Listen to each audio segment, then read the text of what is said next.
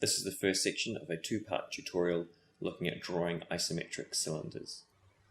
Alright, so in the next of these video tutorials we're going to look at combining some of the things that we've already learnt, and we're going to draw a cylinder, which is essentially some circles inside of a cube.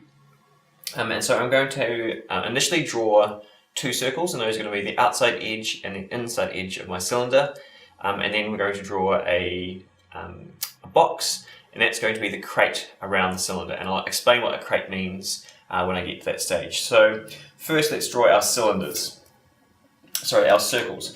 Let's assume that the outside dimensions of our outside circle are 80 millimeters. So I'm going to start by drawing, you remember, a vertical line.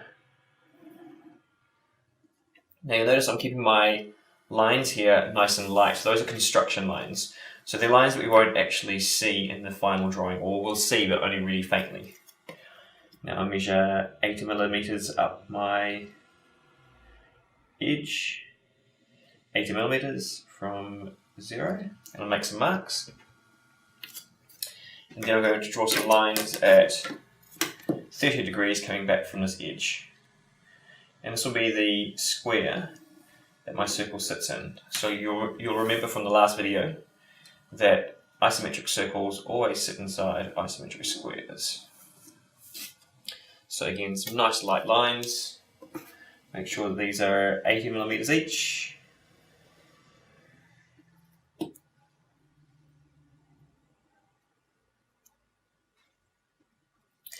Now if I draw a line between those 2 points that I've just made, it should be exactly vertical.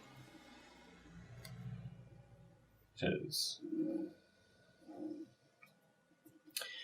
Now what we'll do is we'll draw the outside circle first, and then I'll draw the inside circle.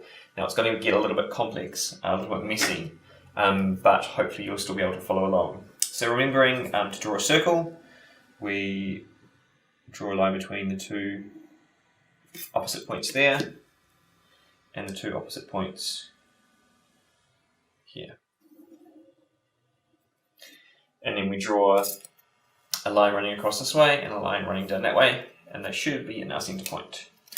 Remembering halfway between these 2 points here is where the line will start. So half of 80 is 40. And that'll be the same this way. Half of 80 is 40.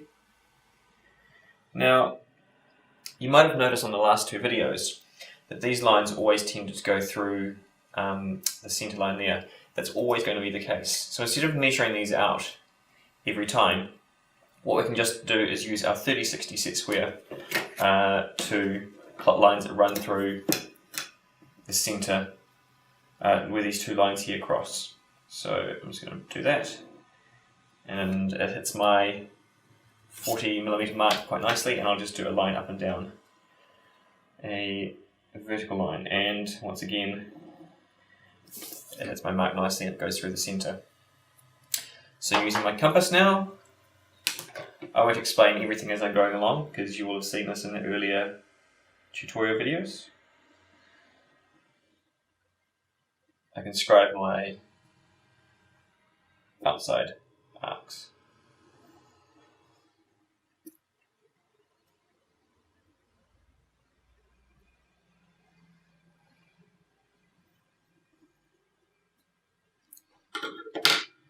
And now finding the centre points for the smaller of those arcs, from the top to the corner I'll draw a line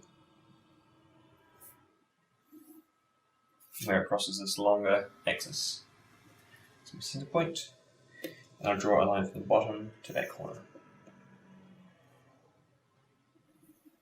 It's my centre point there.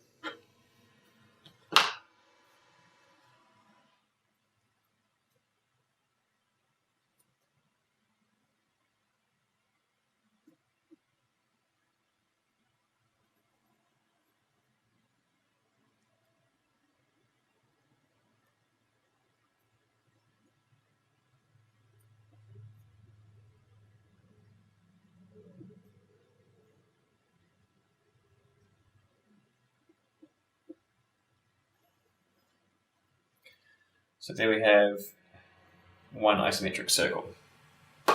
So what I need to do now is draw the inside circle of the cylinder. So it's going to be a circle that starts at the same center point there, but it's going to be smaller. Let's make it have a diameter of 60 millimeters because that's easy to work with.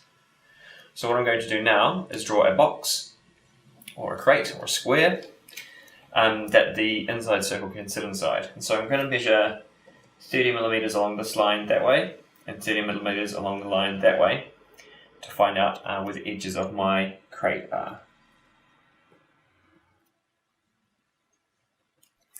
And I can draw vertical lines straight up that go through that point, those points.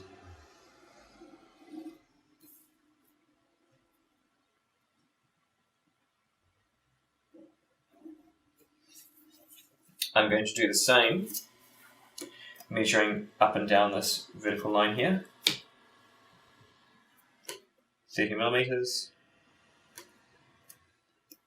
and 30 millimeters.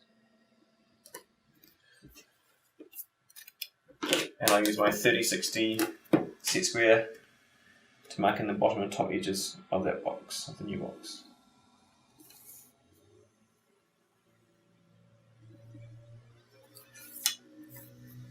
Now what you'll notice about this new box is you can see it here. I'm actually going to make this one slightly darker so you can see where I'm working. But what you'll notice about it is that the lines that we made for our larger box actually cross through the corners of our new box. And that's always going to happen, which is a good thing. So it means we don't actually have to draw new lines.